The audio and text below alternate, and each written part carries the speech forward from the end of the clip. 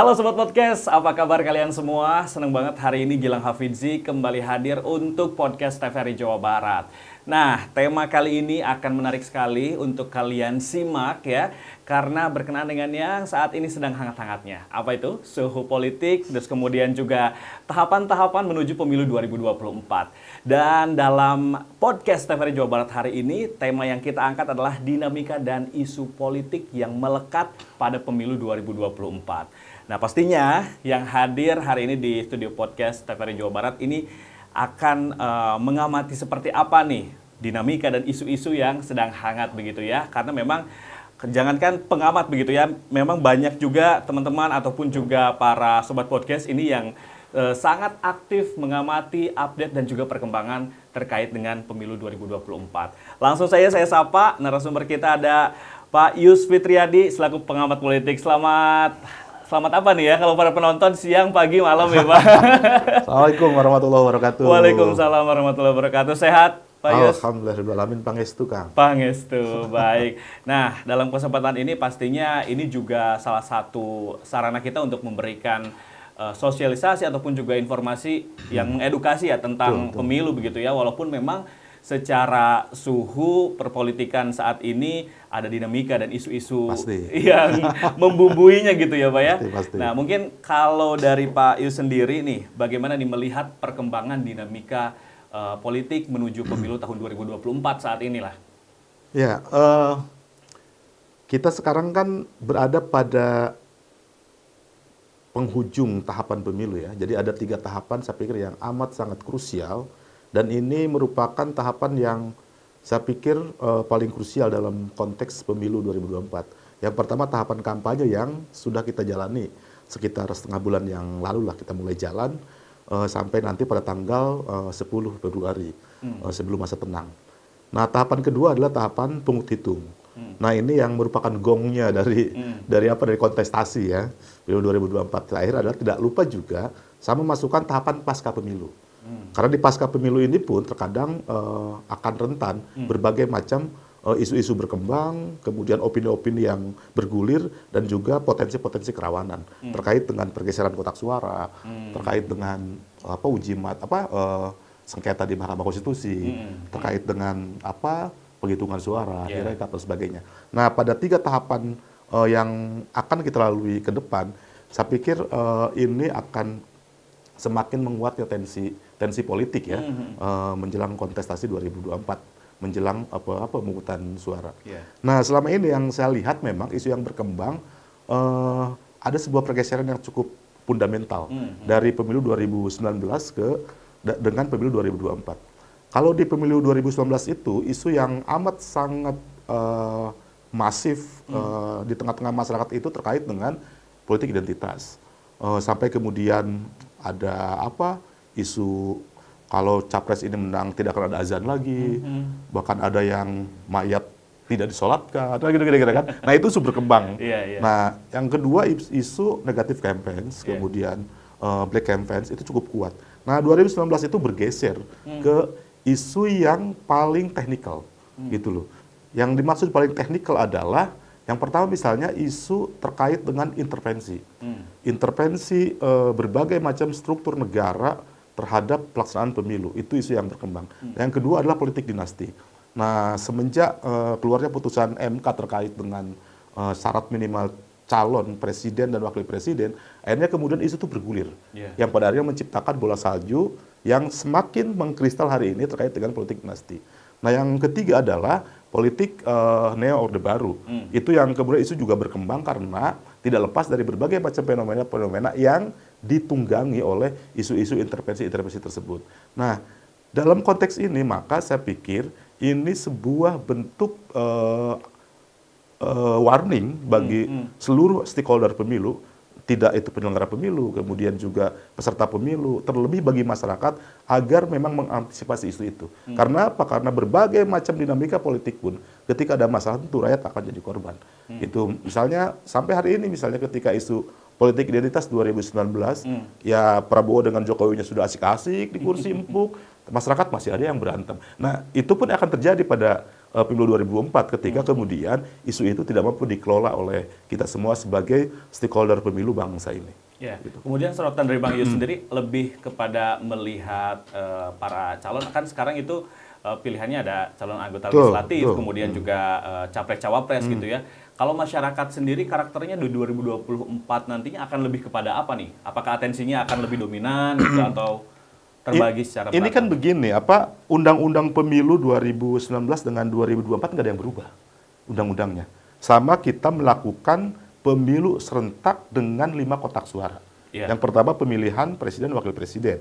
Yang kedua pemilihan anggota DPR RI. Yang ketiga pemilihan anggota DPRD RI. Kemudian pemilihan legislatif tingkat provinsi dan pemilihan legislatif tingkat kabupaten kota. Nah ini tidak sama saja. Nah justru disinilah kemudian ada sebuah fenomena yang tidak berbeda juga dari 2019 dengan 2024 terkait dengan atensi publik terhadap pemilu 2024 mendatang. Yang pertama adalah atensi publik terkuras oleh dinamika pemilihan presiden dan wakil presiden. Nah sehingga dinamika pemilih kontestasi anggota legislatif, partai politik, apalagi DPD itu saya pikir tidak mendapatkan perhatian yang serius dari publik. Nah kemudian yang kedua, akibat keterkurasan energi terhadap pemilihan calon presiden dan wakil presiden, pada akhirnya kemudian masyarakat tidak terlalu kenal dengan siapa yang akan mewakilinya di dapil masing-masing. Itu terlebih itu DPD, gitu loh. Nah sehingga saya pikir ini yang kemudian perlu ada sebuah formulasi, apakah kemudian perlu ada kekuatan sosialisasi yang lebih kencang dari seluruh stakeholder, terutama penyelenggara dan peserta pemilu, atau kemudian ada sebuah formulasi yang merubah undang-undang, sehingga kemudian pelaksanaan pemilu ke depan tidak terkuras atensinya dengan pemilihan calon presiden dan wakil presiden. Oke. Pak Yus, kemudian kan ini masyarakat banyak sekali karakternya begitu ya. Betul. Ada yang memang sangat concern sekali terhadap pemilu, kemudian dengan tahapan-tahapannya. Ada juga yang apatis ataupun mungkin juga di tengah-tengahnya nih. Dengan misalkan tadi lebih misalkan condong kepada profil dari capres-cawapres. Nah, kemudian kalau misalkan DPD, kemudian DPR RI, DPRD provinsi dan DPR kota kabupaten begitu ya. Apakah ini juga harus ada effort yang lebih dari para calon yang mungkin juga akan berkontestasi? Ya sebetulnya ini yang juga harus mendapatkan kritis yang cukup konstruktif terhadap penyelenggara pemilu. Terutama KPU misalnya mengukur partisipasi pemilih itu hanya sekedar yang datang ke TPS. Maka sering kemudian ditampilkan 75% datang ke TPS, 80% datang ke TPS. Saya pikir itu yang kemudian sering kali menjadi ukuran KPU. Padahal dalam berbagai macam nomenklatur apapun, terlebih dalam pemilu, yang namanya partisipasi masyarakat dalam pemilu adalah keikutsertaan masyarakat dari seluruh tahapan. Tahapan pemilu dari mulai A sampai pasca pemilu. Nah, termasuk misalnya keikutsertaan masyarakat tidak hanya dalam satu item kontestasi, tapi juga dengan 5 kontestasi tersebut. Namun tadi itu semua media sosialisasi, termasuk media, itu kemudian cukup lebih dominan itu menampilkan isu-isu capres-capres, bahkan tidak substansi sekalipun. Ya, capres ini pakai baju apa itu terus bergulir. Capres ini belanja di pasar apa itu bergulir. Capres ini batuknya kayak gimana itu bergulir. Artinya menurut saya itu, bagi saya, apa emang itu yang kemudian disukai masyarakat atau emang itu yang mampu media chapter dari berbagai macam dialektika dinamika capres-capres ini. Tapi yang pasti bagi saya kondisi ini tidak bisa dibiarkan karena tidak mampu memberikan edukasi politik bagi masyarakat. Misalnya sekarang yang rame urusan gemoy gitu loh. Kemudian juga urusan sepret kayak gitu loh. Nah, itu kan ya maknanya apa bagi masyarakat, tapi itu yang kemudian rame di media. Oleh karena itu saya pikir seluruh stakeholder mempunyai kewajiban agar memang gagasan-gagasan konstruktif, kemudian juga ide-ide, track record itu juga menjadi sebuah chapter bagi teman-teman media untuk menyampaikan itu kepada di tengah-tengah masyarakat. Agar apa? Agar memang masyarakat teredukasi. Kita sudah 4 kali pemilu loh pasca reformasi. Kalau kemudian masyarakat masih belum kuat edukasinya, maka pasti pemilu tidak akan pernah berubah. Iya. Begitu. Artinya kan ini perlu juga partisipasi yang memang all in ya, Betul. tidak hanya di satu tahapan aja sepakat. gitu kan. Terus kemudian juga masyarakat harus bisa aware juga terhadap apapun yang disosialisasikan, diinformasikan berikut di media juga. Sederhananya begini misalnya, kita ketika hanya sekedar datang ke TPS, bisa menentukan partai ini bertanggung jawab atau tidak itu dari mana.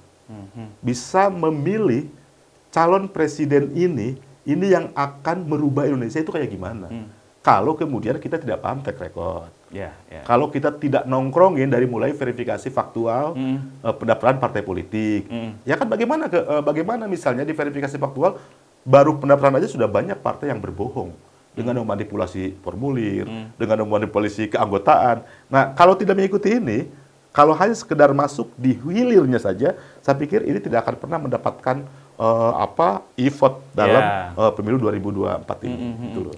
Kemudian ini, sekarang kan ini masih dalam tahapan kampanye begitu ya. Betul. Kalau Pak Yus sendiri melihatnya seperti apa nih? Apakah sudah efisienkah tahapan ataupun juga platform-platform yang sudah digunakan untuk kampanye daripada pasangan calon dan juga anggota legislatif, calon anggota legislatif? Saya pikir gini, kalau dalam perspektif formal prosedural, Indonesia sudah sangat berpengalaman melaksanakan pemilu model seperti ini.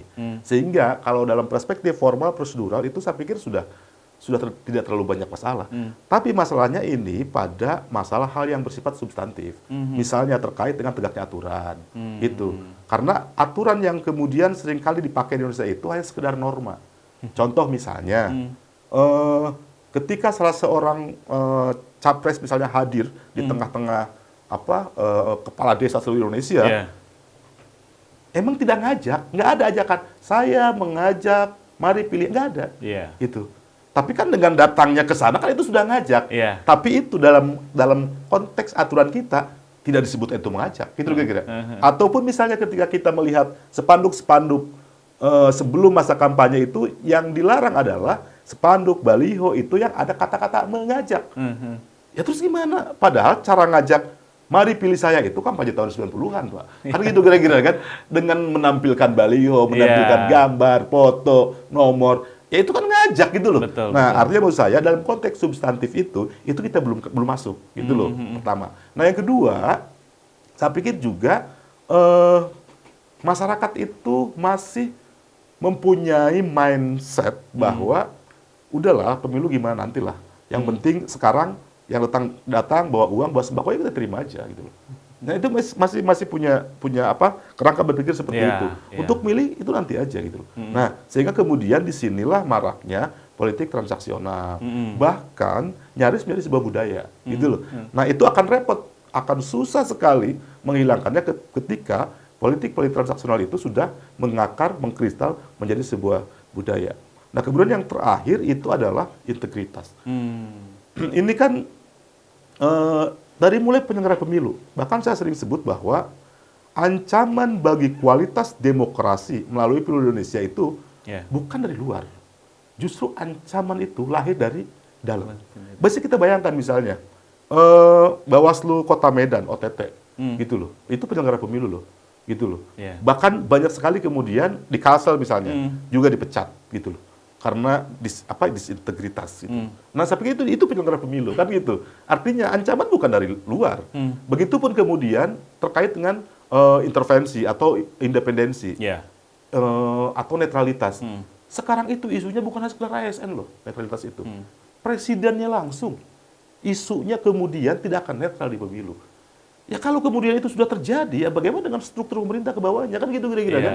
Nah, itu yang kemudian juga melihat bahwa belum sampai Indonesia itu pada masalah demokrasi substansial gitu loh. Nah karena memang berbagai macam isu itu semakin berkembang, netralitas ASN, TNI, Polri, kemudian PJ, gubernur, bupati, wali kota, sampai kepala desa. Itu isunya kuat sekali berkembang. Bahkan presiden pun terkena isu tidak akan netral dalam pemilu. Akhirnya kemudian juga direlasikan, oh iya pantas karena memang anak sulungnya menjadi kontestan dalam konteks pilpres ini. Dan yang terakhir, ini saya pikir kita juga harus konsen terhadap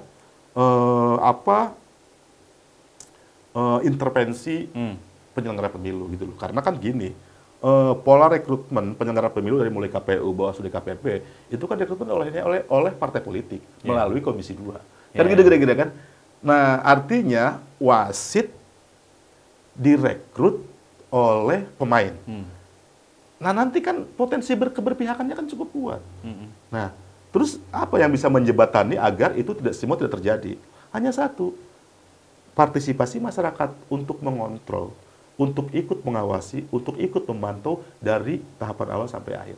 Agar memang siapapun terganggu zona nyamannya bagi mereka yang ingin berbuat curang, berbuat melanggar, berbuat jahat di pemilu. Karena tadi itu, seluruh ekosistem penyelenggara pemilu itu sudah terpola. Karena memang melalui rekrutmen oleh partai politik itu, melalui Komisi 2. Saya pikir ini harus menjadi pertimbangan semua pihak, terutama publik. Bagi saya tidak ada yang bisa menjamin pemilu berkualitas, pemilu adil, pemilu jujur, selain masyarakat sendiri. Tapi kalau masyarakat kemudian ikut larut ke dalam irama permainan para stakeholder itu, maka saya pikir ya pemilu tidak akan pernah berubah. Gitu kira-kira. Ya, dikorelasikan dengan bahasan tadi gitu ya. Misalkan ada dari partai politik, kemudian bagaimana nih peran partai politik sendiri ketika ada isu-isu politik yang memang ada berkaitan dengan partai begitu dari para kontestan politik tersebut, dari caleg ataupun juga capres-cawapres. Selain memang partai politik itu ya, dan tidak hanya sekedar partai politik, stakeholder pemilu itu juga bekerja atas norma, bukan atas etika. Saya kemudian tidak beriringan profesionalisme dengan integritas. Kalau bekerja atas norma, kan itu kan hanya mendorong profesionalitas sesuai agama aturan apa tidak kan gitu kira-kira. Tapi urusan integritas, urusan etika itu tidak didorong. Maka kemudian mereka yang penting normanya nggak ada, boleh melakukan itu. Kan gitu kira-kira kan. Nah, saya pikir ini juga yang ada di partai politik, sehingga cenderung partai politik, peserta pemilu siapapun, peserta pemilu baik yang berbentuk partai politik maupun perorangan, itu pokoknya ketika diindikasikan nabrak aturan, ya nyari celah. Oh enggak itu, karena itu bukan ajakan, kan gitu kira-kira. Oh enggak itu, karena itu yang hadir bukan pasangan capres, tapi tim suksesnya. Selalu kemudian nyari alasan yang pada akhirnya kemudian lepas dari jeratan hukum pelanggaran pemilu. Walaupun diakui atau tidak, disadari atau tidak, bahwa itu adalah mencederai demokrasi substansial. Gitu, kira-kira. Kemudian yang paling krusial dari beberapa dinamika ataupun isu-isu politik ini, apa yang jadi pengamatan dari seorang pengamat politik nih?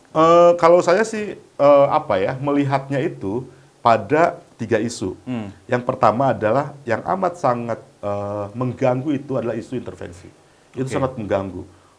Bahkan saya dalam beberapa forum diskusi menyatakan bahwa penyelenggara pemilu hari ini tidak lebih dari petugas Komisi 2, bukan petugas rakyat. Jadi mereka lebih manut kepada Komisi 2, yang itu partai politik, dibandingkan kepada rakyatnya yang secara stakeholder pemilu lebih besar, dan ini merupakan kepentingan rakyat. Tidak hanya sekedar intervensi di situ, maka kemudian itu akan berdampak pada pelaksanaan semua tahapan-tahapan, gitu loh. Gitu. Dan yang kedua adalah isu terkait dengan pensiasatan hukum. Itu memang gongnya diawali oleh putusan MK itu.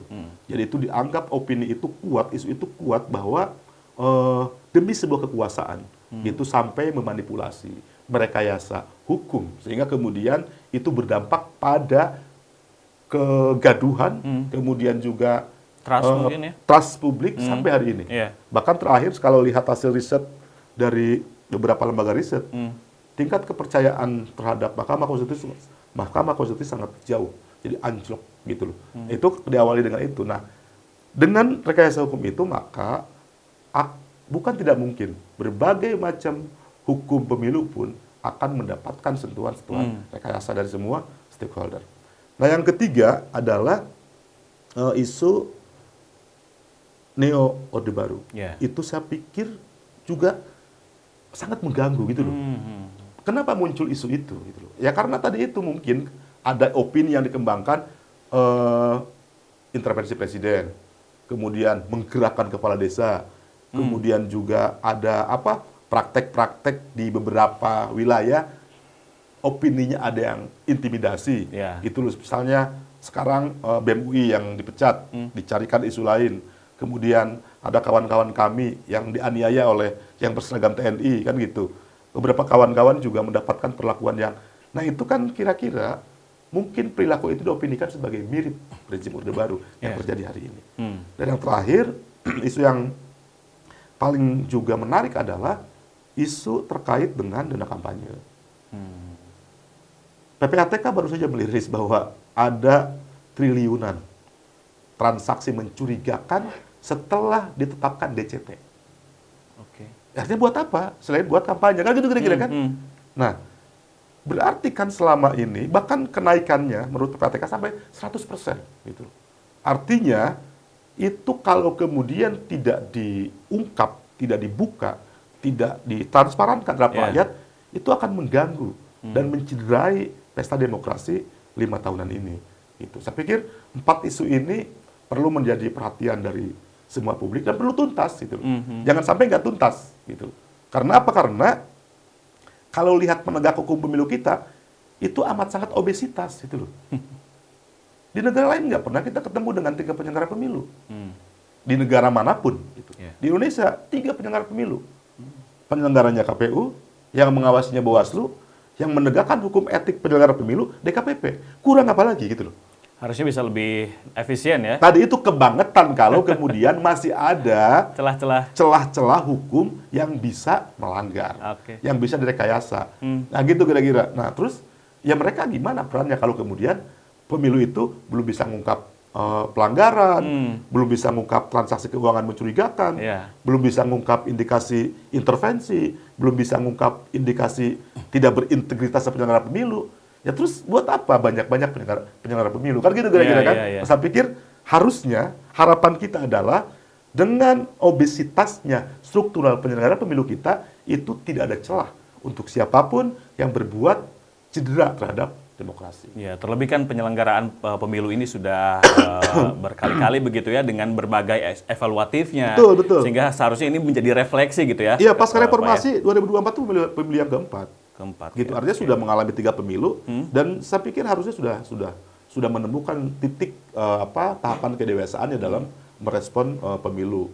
Gitu. Ya, kemudian kalau misalkan dikaitkan dengan faktor-faktor eksternal dan juga internal ini, bagaimana bisa mempengaruhi atau merubah pergeseran dinamika politik yang saat ini sudah mulai hangat begitu ya di tahun 2024? Ya. Nah, saya pikir gini, yang pertama kalau kita berbicara faktor internal, tentu semuanya berawal dari stakeholder pemilu, kan gitu. Artinya, kalau penyelenggara pemilunya benar, penyelenggara pemilunya adil, hukumnya ditegakkan dengan serius, dan maka masyarakat akan mempunyai trust yang cukup tinggi terhadap pemilu. Nah, tapi kalau kemudian ancaman itu ada di dalam, ya masyarakat akan sangat tidak percaya terhadap hasil pemilu. Dan yang paling amat harus diantisipasi adalah hasilnya, gitu loh. Dengan proses yang tidak benar, tidak adil, tidak jujur, opininya kan hasilnya pun akan potensi untuk mendapatkan delegitimasi, kan gitu. Nah, yang kedua adalah faktor eksternal. Kalau kemudian kita maknai sebagai faktor eksternal itu, misalnya politik global, saya pikir di semua negara manapun, terlebih Indonesia, negara yang masih berkembang, itu amat sangat bergantung, amat sangat harus ikut larut ke dalam politik global. Sebagai konsekuensi, Indonesia masuk ke dalam pusaran globalisasi itu. Nah, namun sejauh mana kemudian seluruh stakeholder pemilu mampu melawan niat-niat jahat kalau ada dari negara-negara yang memang ingin campur tangan dalam demokrasi. Contoh misalnya, pada dugaan kasus dana mencurigakan yang dirilis PPATK, ada nggak dana asing di situ? Nah, itu kan harus diungkap. Kalau ada dana asing di sana, selain menurut undang-undang diharamkan, tapi itu pun akan sangat mengganggu demokrasi kita. Maka salah satu campur tangannya adalah melalui dana-dana itu, kan gitu. Nah, kedua, Ketika bicara misalnya isu global, saya melihat dalam risetnya ASEAN Democratic Network yang dirilis sekitar tahun lalu, bahwa Indonesia itu menjadi gawang terakhir negara demokrasi, negara Asia. Hampir semua negara Asia sudah luluh lantak demokrasinya. Myanmar, Kamboja, Laos, Hong Kong. Nah Indonesia pertaruhannya 2024 ini. Oke. Ketika 2024 ini Indonesia mampu melewati berbagai macam tantangan demokrasi, maka saya pikir Indonesia berhasil menuju demokrasi negara-negara Asia. Nah, tapi ini pun tidak lepas dari ancaman-ancaman asing itu. Gitu. Nah, maka bagaimana pertahanan ini agar memang disadari oleh semua pihak, terutama oleh para pejabat pemerintahan, gitu. Agar memang tidak larut ke dalam dinamika pemilu ini. Itu kira-kira. Oke, ya Pak, lanjut dari berbagai isu-isu politik, dinamika yang mungkin mengalami pergerakan ataupun perkembangan ya menuju pemilu 2024.